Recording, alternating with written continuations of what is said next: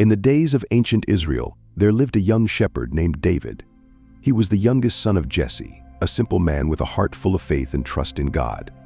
David spent his days tending to his father's sheep, playing his harp, and composing songs of praise to God. He was known for his bravery and his unwavering trust in the Lord. Little did he know, his life was about to change forever.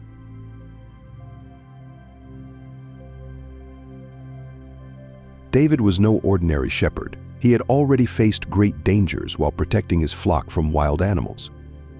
With God's strength, David fought off lions and bears, proving his courage and trust in the Lord.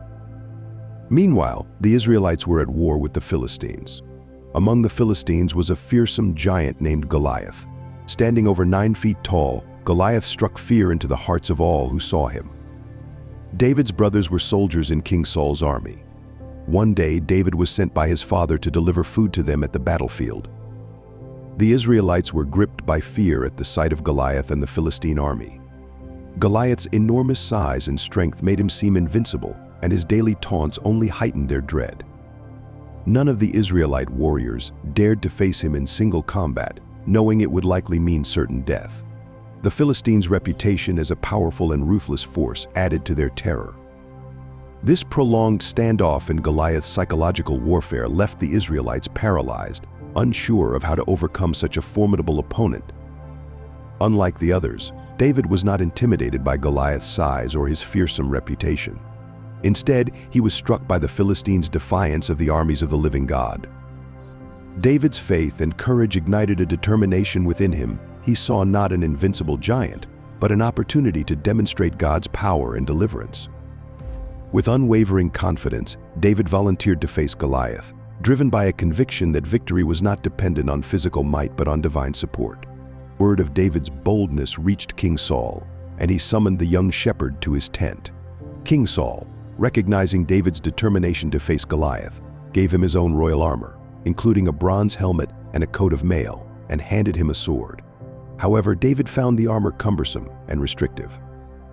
Unable to move freely, he removed it and gave it back to the king, choosing instead to rely on his faith and the simple sling he had always used as a shepherd. As Goliath saw David approaching, he was filled with scorn and disbelief. The sight of a young, unarmed shepherd boy coming to face him seemed laughable.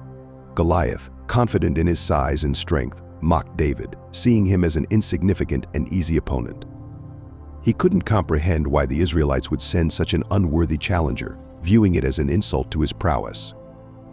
Goliath's arrogance and overconfidence blinded him to the true threat David posed, dismissing him as nothing more than a minor obstacle in his path to victory.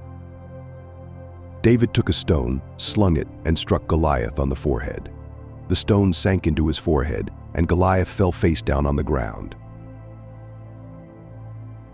With God's help, David defeated Goliath, and the Israelites triumphed over the Philistines. David's faith and trust in the Lord brought victory to his people.